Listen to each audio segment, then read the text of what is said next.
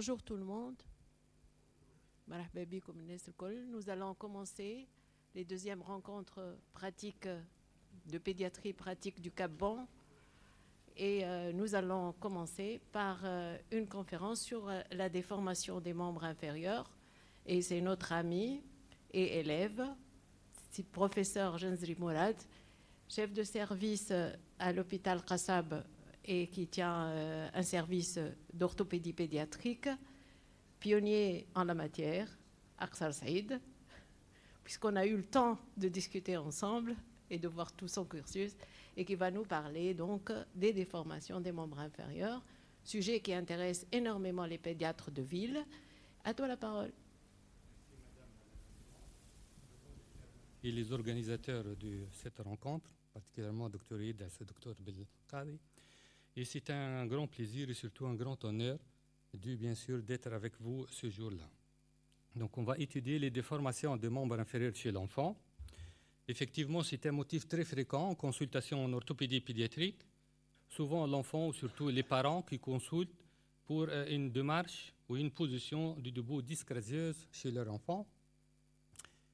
Il faut connaître, bien sûr, l'évolution physiologique des axes des membres inférieurs. Ça, c'est très important, car, bien sûr, il y a beaucoup de défauts d'alignement qui sont tout à fait physiologiques et, bien sûr, on va les respecter.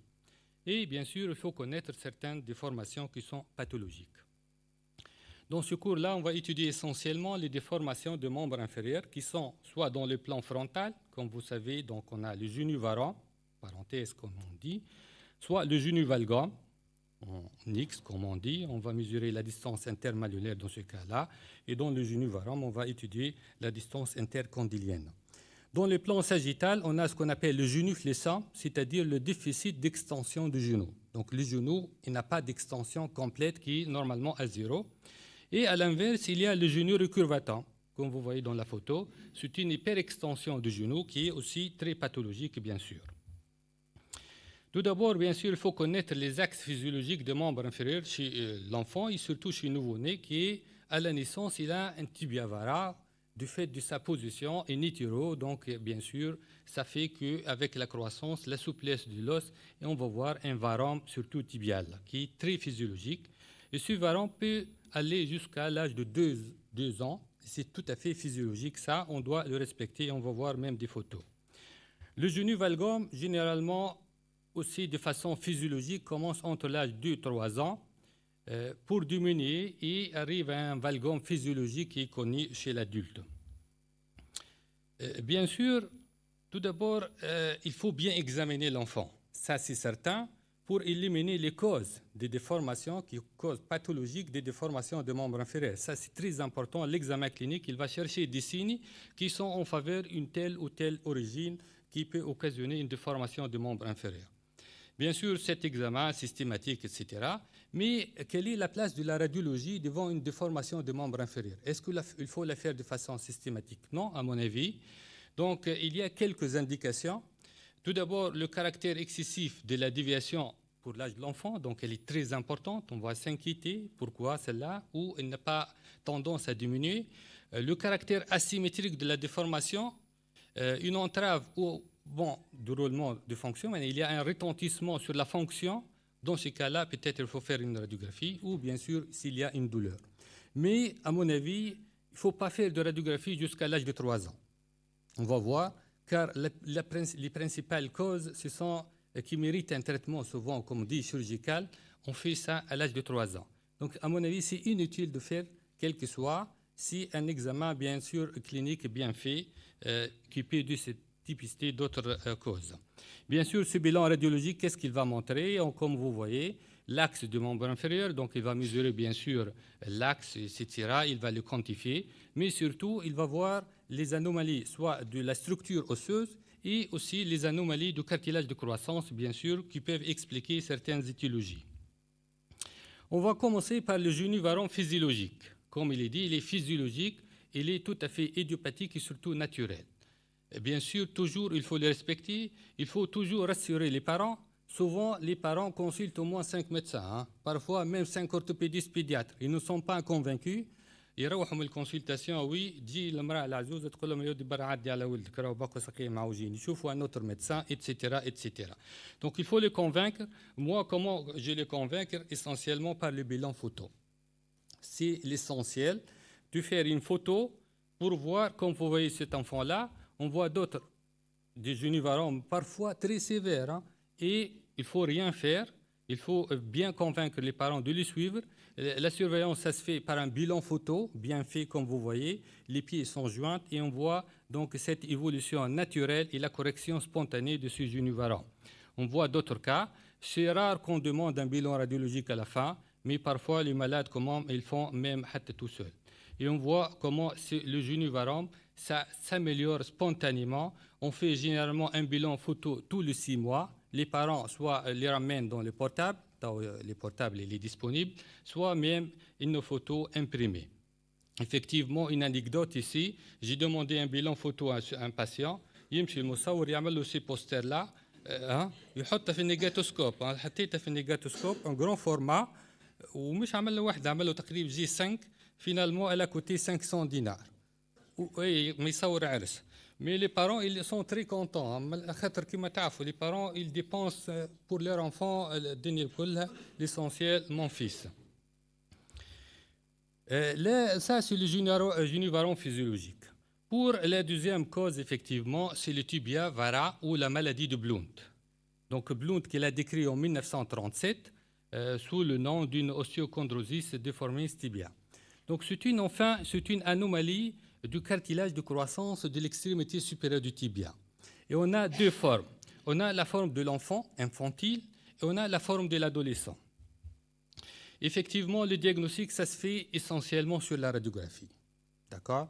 La radiographie qui va montrer un cartilage de l'extrémité supérieure du tibia qui est pathologique, c'est-à-dire un bec métaphysaire interne qui est localisé au tibia et d'aspect dense et inhomogène, un épaississement et fragmentation du versant interne du cartilage de croissance et une verticalisation du versant interne de l'épiphyse tibiale supérieure. Donc ça, c'est vraiment typique de la maladie de Blount. Et on va voir que la maladie de Blount, honnêtement, ça ne s'améliore pas spontanément. Il y a une classification, ça dépend de la sévérité de la maladie. Il y a plusieurs stades et en fonction du stade, bien sûr, elle va évoluer différemment. Honnêtement, en Tunisie, on ne fait pas d'un traitement orthopédique de la maladie de Blount. Il y a quelques équipes à l'étranger qui font ça, ils font des attelles, mais honnêtement, on a une très mauvaise tolérance. L'efficacité n'est pas prouvée et on ne fait pas honnêtement d'un traitement orthopédique. Généralement, on le surveille tout court. Sinon, c'est le traitement chirurgical. Le traitement chirurgical, on ne le fait pas avant 3 ans et quand même, il ne faut pas le retarder après 3 ans. On va voir des exemples. Qu'est-ce qu'on fait? Enfin, on fait une ostéotomie du tibia tout simplement. Donc, on va casser l'os et l'aligner et le mettre généralement dans un plâtre. Il va casser. Donc, il va consolider de façon alignée. Pourquoi je dis un peu précocement? On voit quelques 2 cas cliniques. Par exemple, c'est un enfant de 3 ans et demi qui présente cette déformation. On voit que l'anomalie au niveau du cartilage de l'extrémité supérieure, donc interne du tibia. On a fait de cette ostéotomie, donc il est bien aligné, il a consolidé, on voit la correction. Et il me consulte à l'âge de 11 ans, bien aligné, mais surtout un cartilage de croissance tout à fait normal.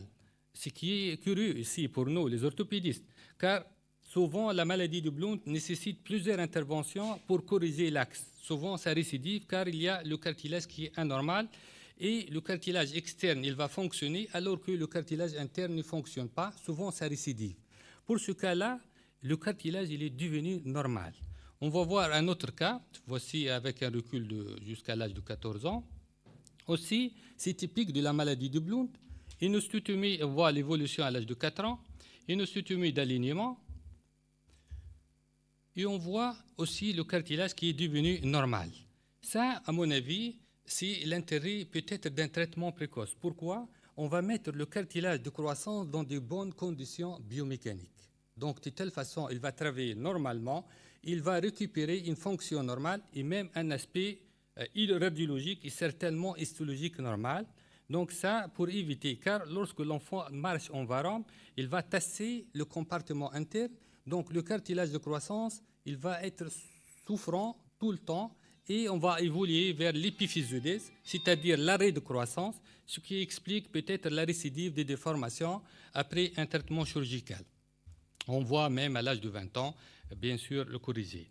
Est-ce que, question, la maladie de Blount peut se résoudre spontanément? Est-ce qu'elle peut se corriger sans traitement? Oui, ça a été décrit dans la littérature. Dans un tiers de cas, elle peut évoluer favorablement, surtout, bien sûr, pour les stades 1. Mais honnêtement, il faut les surveiller de près. S'il y a une évolution favorable, bien sûr, avec un bilan photo, etc., oui. Sinon, il ne faut pas laisser beaucoup. Il faut aller à un traitement chirurgical. Actuellement, l'IRM nous aide aussi, effectivement, pour comprendre cette maladie, pour avoir une idée sur le pronostic. Elle peut classer la maladie et, bien sûr, ça peut nous aider dans les indications chirurgicales, surtout précoces. Sachant qu'effectivement, ce malade-là du Mahdi est donc traité plusieurs fois, plusieurs osteotomies, car souvent c'est récidive.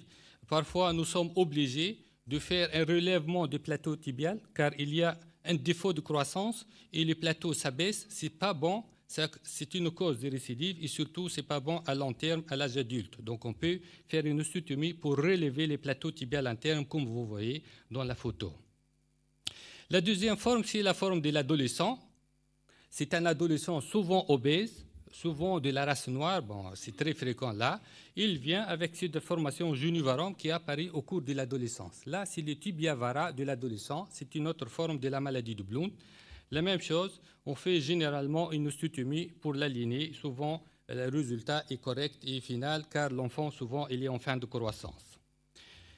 Le deuxième chapitre, ce sont les déformations des membres inférieurs d'origine métabolique. Vraiment, ça s'intéresse beaucoup les pédiatres, bien sûr. Et c'est grâce à vous qu'on recrute ces malades-là. Et c'est grâce à vous, souvent, qu'on fait le traitement qui est médical, comme vous connaissez la plupart des cas. Comme cet enfant, il a consulté par un genou-valgum bilatéral. Lorsqu'on voit bien le cartilage de croissance, il n'est pas tout à fait normal. Un bilan métabolique a été fait. C'est un dossier que je l'ai présenté il y a longtemps, l'année 2000, pour les pédiatres. Je me rappelle bien, il a une anomalie dans le métabolisme phosphocalcique. Finalement, on a trouvé une hyperparathyroïdie primaire occasionnée par un adénome parathyroïdien. L'enfant a une résection de cet adénome et tout a corrigé, même la déformation sans chirurgie. Sinon, les principales causes d'origine métabolique de la déformation du membre inférieur, ce sont les deux causes. Comme vous connaissez, le rachitisme et l'ostéodystrophie rénale, que souvent vous suivez, bien sûr, chez un enfant qui a une insuffisance rénale. Tout d'abord, pour le rachitisme, effectivement, c'est un défaut de minéralisation du tissu préosseux nouvellement formé. Donc, il y a de la substance ostéoïde qui est fournie, mais malheureusement, on n'a pas de calcium pour la minéralisation de cette substance ostéoïde. Bien sûr, vous connaissez parfaitement que la vitamine D, c'est le principal facteur clé de l'amènement de ce calcium-là et pour la minéralisation osseuse. Donc, ce vitamine D, surtout bien sûr que les produits actifs, il va agir sur les ostéoblastes, sur les osteoclastes dans la synthèse, dans la résorption, et bien sûr, il va moduler, bien sûr, le métabolisme phosphocalcique. Vous connaissez parfaitement ce schéma-là, avec la fonction entre l'intestin, donc le rein, pour gérer ce métabolisme phosphocalcique, qui est le principal clé, c'est la vitamine D. Bien sûr, tout est contrôlé, même par les parathormones, et vous connaissez parfaitement, s'il y a une déficience ou quoi, on va avoir un retentissement sur la minéralisation osseuse. Effectivement, qu'est-ce qu'on va voir en cas de surachitisme? Tout d'abord, il y a des anomalies au niveau du cartilage de croissance. Qu'est-ce qu'on va voir? Une désorganisation des cellules cartilagineuses. Les ostéoblastes produisent des tissus ostéoïdes qui s'accumulent, mais sans calcifier, car on n'a pas de calcium. Et bien sûr, on va voir un élargissement du cartilage de croissance. Le cortical s'amincit, l'os spongieux est déminéralisé, et bien sûr, on a une résorption osseuse. Pourquoi? Car on a un hyperparathyroïdie secondaire. De telle façon, on va voir une perte de la rigidité osseuse, ce qui explique les déformations de l'os en cas de rachitisme. On n'a pas de calcium, on n'a pas de phosphore, donc les situations qui sont bien sûr qui amènent à ça, soit un défaut d'apport, soit un défaut d'absorption digestive, soit il y a une fuite urinaire. De telle façon, donc on va voir ce rachitisme. On a finalement trois causes Tout d'abord, le rachitisme carentiel, vous le connaissez parfaitement, et c'est pour cette raison, bien sûr, que vous donnez, bien sûr, la vitaminothérapie donc, de façon systématique, préventive, entre 6 et 18 mois. Sur le plan clinique, on peut voir aussi comme circonstance de découverte soit une fracture, soit parfois sur le plan général une tétanie, infection respiratoire, mais souvent, bien sûr, nous les orthopédistes, on les voit à cause des incurvations des membres inférieurs et parfois même troubles de la marche. Sur le plan clinique, le rachitisme carentiel, comment on fait les diagnostics? On va voir, comme on a dit, la substance ostéoïde, elle est chargée dans le cartilage de croissance, mais il n'y a pas de calcium pour la minéralisation. On a une matière première, mais il n'y a pas de produit pour de telle façon, donc elle va se stocker dans les magasins, dans le cartilage de croissance, et de cette façon, on va voir un élargissement métaphysaire.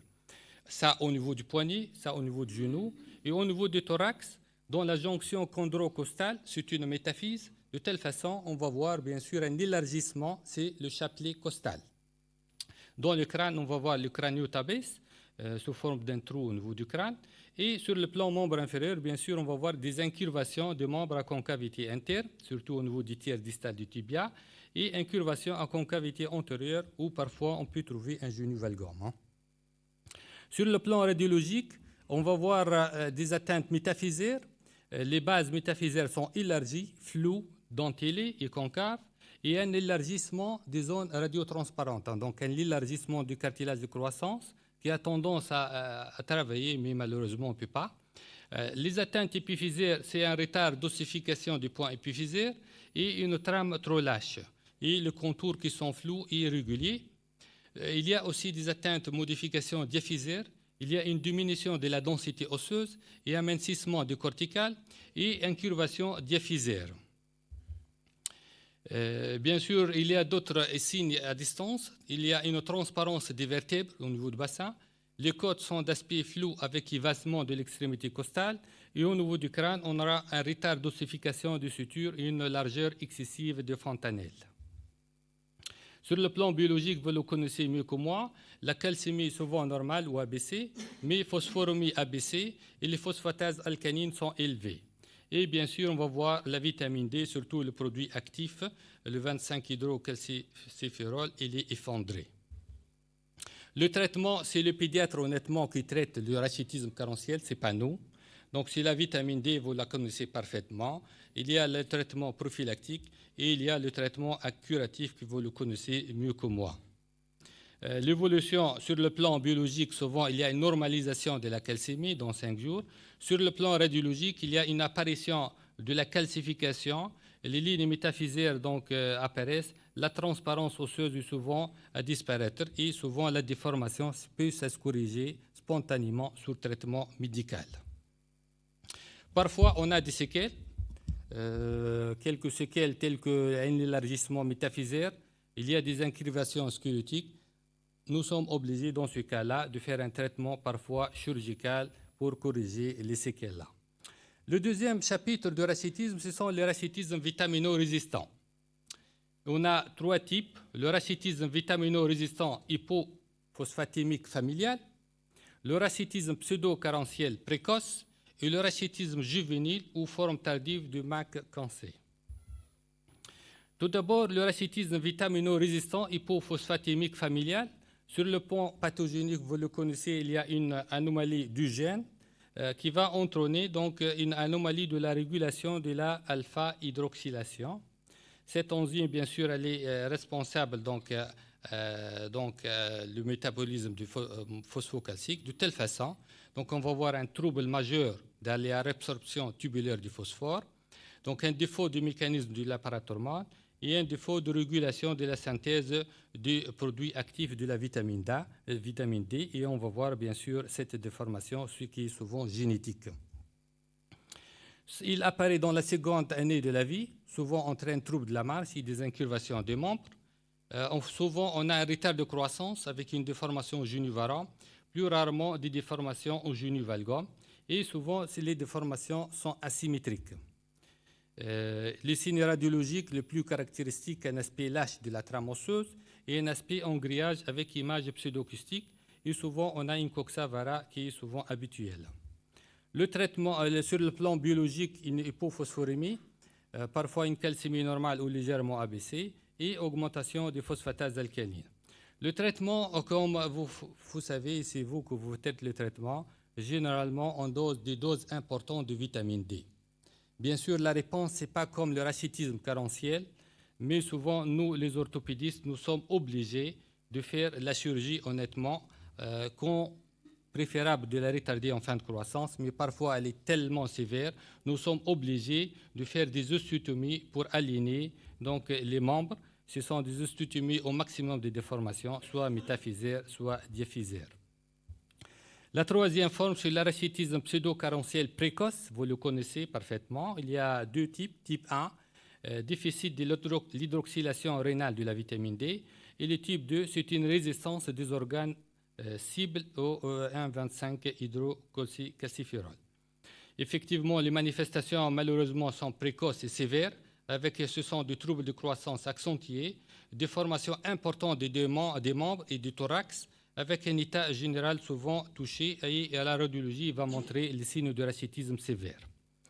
La troisième et dernière forme de rachitisme juvénile ou forme tardive de Mackenzie, souvent il apparaît dans la seconde enfance.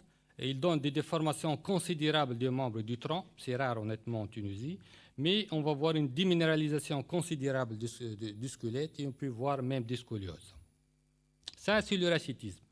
Le deuxième chapitre d'origine métabolique, l'ostéodystrophie rénale. Et bien sûr, vous connaissez parfaitement le rôle du rein dans ce métabolisme phosphocalcique. Un orthopédiste m'a envoyé cette fille-là, qui a une insuffisance rénale, elle est âgée de 27 ans, mais elle a une insuffisance rénale depuis l'enfance, bien sûr. Et est-ce qu'on consulte pour cette déformation? Est-ce que c'est un génuvarum ou un génuvalgum? Cette fille-là, elle peut s'asseoir qu'en faisant ce croisement des membres. L'orthopédiste, c'est un orthopédiste qui l'a envoyé. Il m'a dit que c'est un génuvarum. Mais en fin de compte, c'est un génuvalgum. Même la radiotélémétrie a été faite avec le radiologue dans cette position.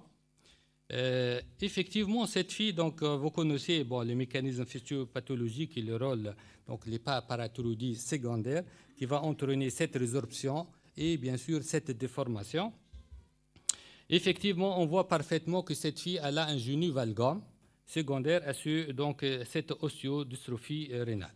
Bien sûr, elle ne peut pas se mettre debout avec cette déformation sévère en génuvalgum. Elle est obligée de croiser les membres pour se mettre debout. Dans ce cas-là, bien sûr, on a fait des osteotomies fémorales et tibiales, tout simplement tenues par des brosses simples, et on voit la correction et on voit la consolidation. Actuellement, bien sûr, elle se fait se mettre debout parfaitement sans croiser les membres. Et heureusement, elle est en fin de croissance. Théoriquement, on ne va pas récidiver, bien sûr, cette déformation. Bon, chose importante, il ne faut pas arriver malheureusement à ce stade-là quand même. Donc, on doit les traiter, soit médicalement, cette ostéodystrophie rénale, bien sûr, nous, chirurgical, avant l'installation de déformations sévères comme celle-là. Un autre chapitre des déformations des membres inférieurs, ce sont les maladies osseuses constitutionnelles. Là, effectivement, on aime beaucoup les pédiatres qui s'intéressent à ça, honnêtement, qui sont peu nombreux. Souvent, à l'Institut Qassab, on coopère à l'époque avec le service de RAPT, donc parfaitement. Donc, il y a parfois un pédiatre qui s'intéresse à ça et nous l'aime beaucoup, car il va nous donner honnêtement le diagnostic. Certainement, on connaît, et même à l'hôpital d'enfants, bien sûr, il y a des équipes qui s'intéressent à ça. Ça, c'est très bien pour coopérer avec eux, pour avoir un diagnostic et finalement pour avoir un pronostic. Par exemple, je cite comme exemple la chondrodysplasie du type Schmidt. Vous la connaissez, c'est une fille originaire du Mehdi, je pense, et c'est génétique, comme vous connaissez, c'est une anomalie du gène qui se transmet de façon autosomique. Et la particularité, ce sont des enfants de petite taille. Et ils ont cette déformation des membres inférieurs, souvent ont une coxa vara. Nous sommes obligés de les traiter chirurgicalement en faisant des osteotomies, comme vous voyez, elles se corrigent, mais parfois elles récidivent, surtout en fin de croissance, et nous sommes obligés peut-être de reprendre les osteotomies. Ça, sur le plan donc génuvarum. Pour le génuvalgum, comme le genou valgum aussi, il y a le genou valgum physiologique. On le voit souvent, apparaît entre l'âge de 2 et 7 ans avec un maximum de pic entre 3 et 4 ans. Ce genou valgum physiologique aussi, après avoir examiné le malade, éliminé toutes les causes, particulièrement le rachitisme, on va dire que c'est un genou valgum physiologique. Il faut tranquilliser, il faut assurer donc les patients, les mères, surtout les parents, et souvent un bilan photo, comme vous voyez, qui va montrer donc cette évolution favorable. Et on voit que ce genou valgum, ça se corrige parfaitement, généralement vers l'âge de 4 ans, ça se corrige. Il y a aussi le genou valgum secondaire, bien sûr, secondaire un pied plat, un déficit musculaire, un rachitisme ou une maladie osseuse constitutionnelle et parfois un traumatisme. Effectivement, pour un traumatisme, je vais citer cette fracture-là, on l'appelle la Cosen fracture. C'est un garçon de 2 ans, 9 mois, il a fait une fracture au niveau de l'extrémité supérieure du tibia. C'est une fracture banale, souvent on la traite orthopédiquement comme vous voyez. Elle a bien consolidé, mais malheureusement, l'enfant, il a fait ce genou valgum sévère, qui n'est pas habituel. Hein. C'est une fracture un peu particulière. Pourquoi il a fait ce genou valgum-là? Il a eu une hypervascularisation du côté interne. Donc, le cartilage de croissance, il a travaillé beaucoup par rapport au côté externe, ce qui explique cette déformation. Et elle n'a pas tendance à se corriger. Elle a tendance à s'aggraver. Donc, j'étais obligé de freiner la croissance du côté interne. Donc, c'est un moyen simple. On a ces moyens, les orthopédistes, pour bloquer la croissance grâce à ce moyen-là. C'est une plaque qu'on met du côté interne et elle permet de bloquer la croissance. Et bien sûr, on va voir l'évolution progressive vers l'amélioration. Comme vous voyez ici, donc avant et après, on bloque la croissance jusqu'à le cartilage du côté externe travaille mieux et on va voir la correction spontanée. Bien sûr, sans ostéotomie, l'avantage que l'enfant va marcher tout de suite. Bien sûr, si on a la correction, nous sommes obligés, bien sûr, de reprendre et d'enlever ce blocage-là qui est provisoire, bien sûr. Cette fracture par donc quand même hommage à ce monsieur-là. Il a publié en 1953 dans une revue de gynécologie, ce qui est curieux. Hein. Sinon, le traumatisme. Le traumatisme, bien sûr, ça peut entraîner un arrêt de croissance, comme ce garçon de 10 ans. Il a fait une fracture banale, il a eu un traitement orthopédique, mais aussi, comme je dis pour le jeune, toujours, il faut bien examiner l'enfant, surtout déshabiller. Mais il a consolidé, oui, non, il faut bien déshabiller l'enfant. Et on voit que cet enfant a quand même un genou valgum du côté droit. Et à la radiologie, on a une anomalie du cartilage de croissance de l'extrémité inférieure. Et surtout, ici, on voit qu'il existe un pont au niveau du cartilage de croissance qui a freiné la croissance du côté externe. Et la croissance, comme vous voyez la strie de croissance, en interne, elle fonctionne parfaitement, ce qui explique. Pour cet enfant, il fallait peut-être faire un traitement chirurgical, mais finalement, spontanément, c'est le pouvoir de croissance. Il était en phase pubertaire. La croissance très importante pendant la phase pubertaire, elle a rompu le pont du physiodes de façon spontanée. C'est pour cette raison, il ne faut pas précipiter à traiter ces ponts, surtout qui sont minimes.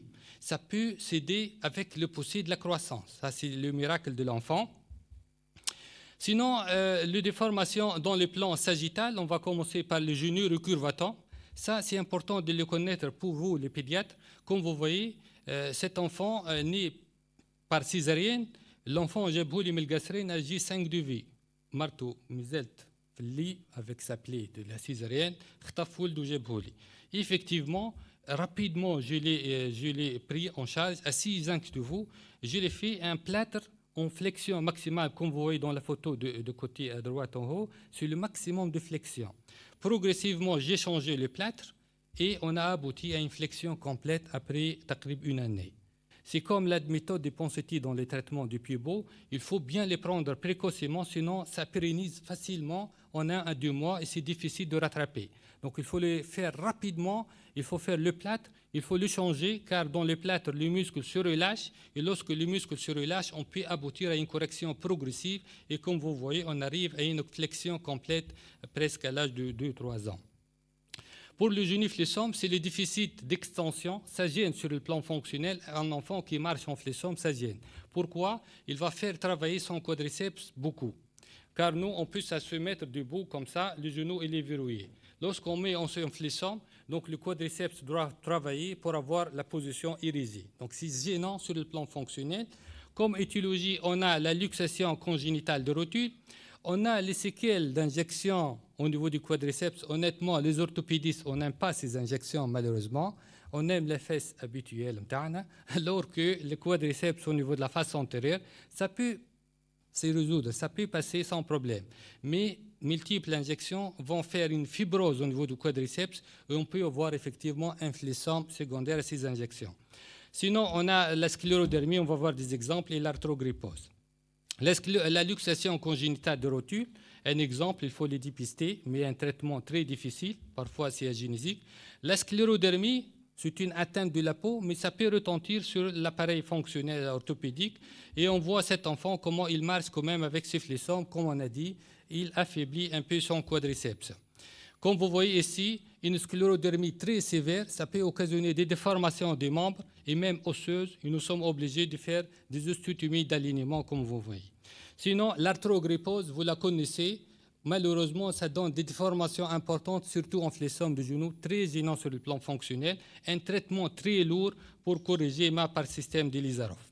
Et la dernière diapo, c'est cette fameuse position de Divi. Souvent, des malades qui consultent pour des marches en rotation interne, vous le connaissez parfaitement, c'est dû à une exagération de l'antéversion du col du fémur et souvent elle est favorisée par cette position anti-vie. Donc il faut la déconseiller chez les parents pour que laisser l'antéversion diminuer et lorsque l'antéversion du col du fémur diminue, la marche devient normale.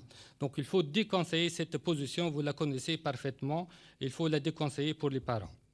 Donc, pour conclure, j'insiste beaucoup, bien sûr, vous êtes des cliniciens mieux que nous, mais l'examen clinique avant la radiologie, la surveillance par un bilan photo aussi très importante, ça ne coûte rien, actuellement, surtout avec les portables.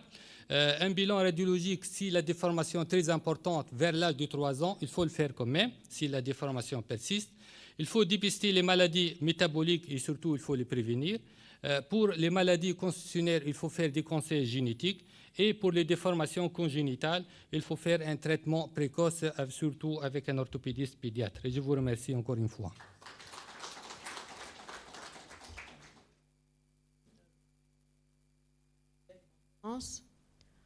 On va donner la parole à la salle pour quelques questions de vécu pratique.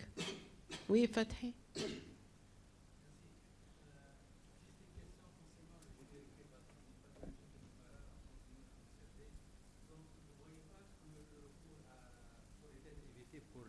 Et on peut faire de la kiné qui pourrait remplacer cette attitude orthopédique, surtout qu'il y a des enfants qui n'ont pas bénéficié de plâtre et au cours du contrôle par la suite, 15 jours, un mois après, on voit qu'il y a quand même une évolution favorable sans plâtre. Effectivement, oui, c'est vrai. Parfois, on fait de la kinésithérapie, mais il faut bien la faire avec quelqu'un qui est spécialiste tout d'abord. Deuxièmement, il faut faire des postures quand même, car la kiné, c'est une séance d'une demi-heure, maximum 1 heure. Ensuite, l'enfant il va revenir à domicile et la déformation, entre autres, elle peut se pérenniser. C'est pour cette raison qu'à mon avis, le plâtre, il va maintenir cette correction de façon très solide, mieux que les sparadraps qui font le kiné. Le kiné, peut-être, il va faire du sparadrap, c'est un élastoplaste qui est très souvent élastique, alors que lorsqu'on fait le plâtre est devenu sec, il va tout d'abord pérenniser la correction qu'on a obtenue, mais surtout, élément très important, comme j'ai dit dans la méthode de Ponseti, dans le Pied-Beau, les muscles vont se relâcher dans les plâtres. De telle façon, la semaine qui suit, on va voir un relâchement du muscle et surtout une correction plus importante de ce genou recurvatum et on va voir une flexion du genou. Sachant que le plâtre chez l'enfant, même chez le nouveau-né, bien fait, il n'est aucun cas nocif. À mon avis, peut-être moins nocif qu'une rééducation avec des élastaplastes, avec du truc comme ça. Donc, il ne faut pas hésiter, à mon avis, de faire le plâtre plutôt que la rééducation, surtout à un âge précoce. C'est une question importante. Peut-être je conseille la kiné pour le pied plat. Ce n'est pas pour le genou valgant. Honnêtement, la kiné ne va pas corriger, il ne va pas retentir sur le genou valgant. Par contre, pour les pieds plats, actuellement, je fais une kinésithérapie dans le sens du renforcement d'un muscle qui est fondamental, le tibial postérieur. Le tibial postérieur, c'est un muscle qui s'insère sur le tubercule du scaphoïde, le naviculaire. Il est élément fondamental pour créer l'arche interne du pied. Par exemple, on a vu des malades qui consultent pour un pied plat unilatéral. Je vois le malade, je trouve une cicatrice au niveau de la face interne du pied. Enfin, qu'est-ce qu'il y a? قالت لي راهو تجرحت بقزازة à l'enfance. نعملوا une échographie, نلقاو tibial postérieur il est rompu. مقصوص. Tu هكا علاش عملت un pied plat. Donc l'inverse, si quelqu'un qui a un tibial postérieur n'est pas rompu quand même, mais il est souvent faible. Le fait de renforcer par la kinésithérapie, ça peut aider pour créer l'arche interne du pied, ça peut corriger les pieds plats. Et secondairement, peut-être le genou valgum certainement va se corriger.